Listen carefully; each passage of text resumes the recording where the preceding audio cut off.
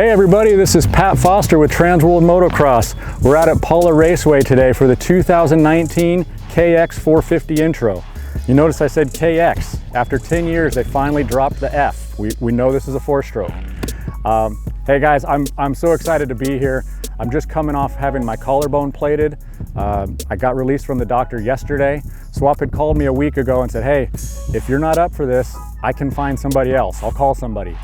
I'm thinking, look at this bike. How many of you watching this would call somebody else?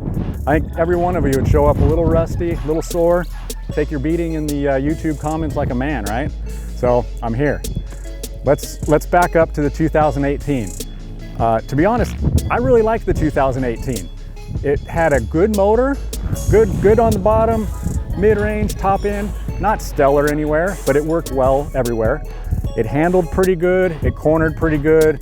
The brakes were okay, the clutch was all right. Later in the year, it actually became one of my favorite bikes in our stable. However, and this is a big however, we weren't running the stock forks, we weren't running the stock brakes, we weren't running the stock clutch. We had to put some work into the bike to get it to where we really liked it. But once we did, I mean, the bike was great. What's really cool about the 2019 is everything that we addressed on our 2018, Kawasaki has addressed on the 2019. To be honest, the bike is so good and I'm so excited about it, I don't really know where to start, but let's start with the handling. Last year, the air fork on the Kawasaki was a problem. And the air fork doesn't bother me as much as it bothers some of the rest of the guys on their staff. But you can't deny it. It just didn't work well all the time. It wasn't consistent. For those of you that didn't feel the air fork, there were times when you're coming into a corner and it would get to a certain point in the stroke and lock. And so now you're getting a tough chatter where the front end is ricocheting. And every time that front end comes off the ground, you're losing traction for a second. It takes a second to regain it. You're feeling a lot in your hands. The other thing that it would do, it would feel mushy. It'd get down in the stroke and people ask me, well, what do you mean mushy, wallowy? Maybe you haven't felt the air fork, but perhaps you've ridden with 8 pounds of pressure in your front tire. You get on the brake and it mushes and wallows.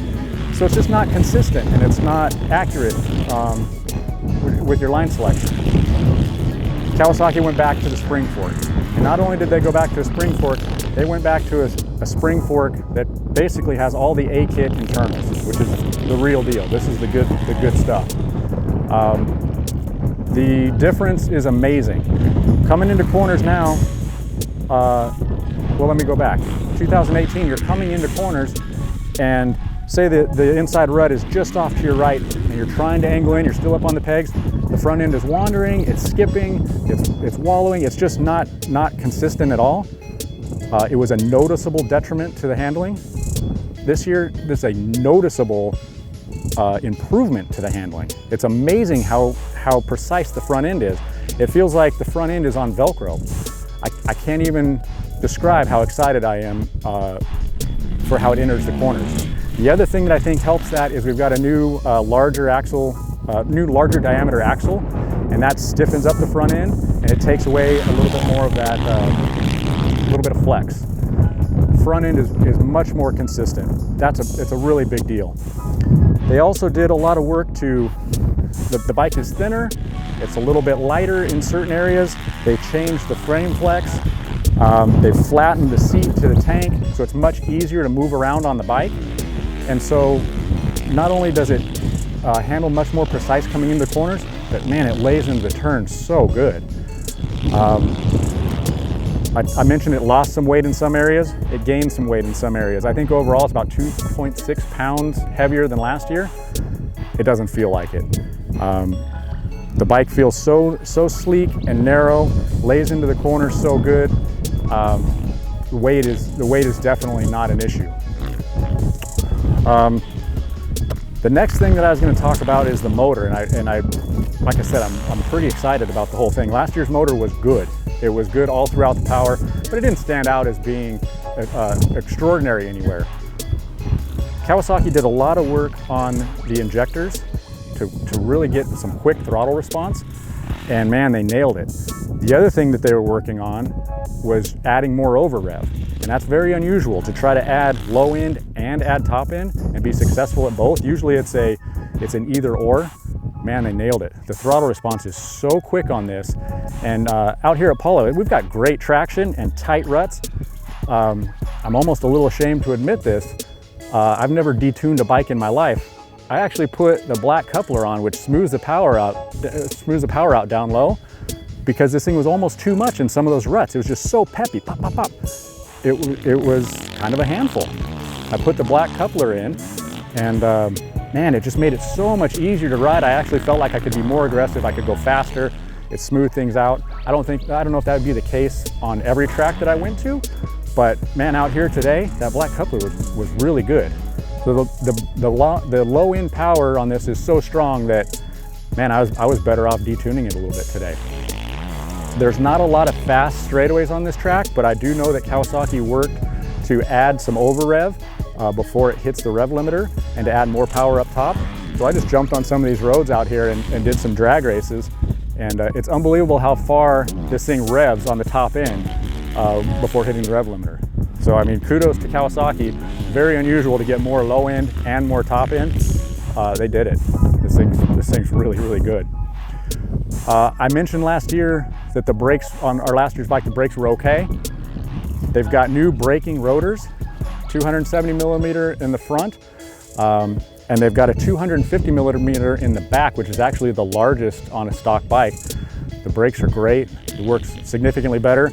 In fact, that's one of Don's complaints today. He's like, man, the front brake is so quick and so touchy. It's gonna take me a little bit of time to get used to it. I mean, it grabs really well. One of the other things we did to our bike last year was we put a Recluse Clutch in, because the Kawasaki's were known to fade, especially when you're doing magazine stuff and we're circling around doing photos. Clutch gets hot and it fades, and the Kawasaki would fade pretty significantly. Very exciting stuff. New hydraulic clutch. The clutch feel stayed consistent all day. The pull is so smooth and easy. Nice quick engagement. Huge positive there. One of the biggest things that Kawasaki brought to the table this year, electric start. To be honest, over the last few years, I haven't been the guy that got too excited about that. But once you've lived with the electric start button, it's pretty hard to go back. And Kawi is probably one of the best ones I've ever had. Some of the other bikes, they take a second to kind of rev up. This thing jumps to life immediately. You could also do it with the clutch in, bike in gear. It's really efficient. Guys, there's so much about this new bike that works well. I mean, the handling is good, the cornering is amazing. I think I mentioned it lays into the turn so well. The front end stays precise. The motor's better, the brakes are better, the clutch is better, the electric start. I mean, it's really cool. I highly recommend you click on our tech video, because they go through the entire bike, and it's worth watching. I mean, the guys at Kawasaki put a lot of effort into this bike. This is just our first day. We're gonna take this out to a lot of tracks. We're gonna spend a bunch of time on this thing, but man, I'm pretty excited about it. Please stay tuned. We're gonna have more for you soon. Thank you guys very much for tuning in.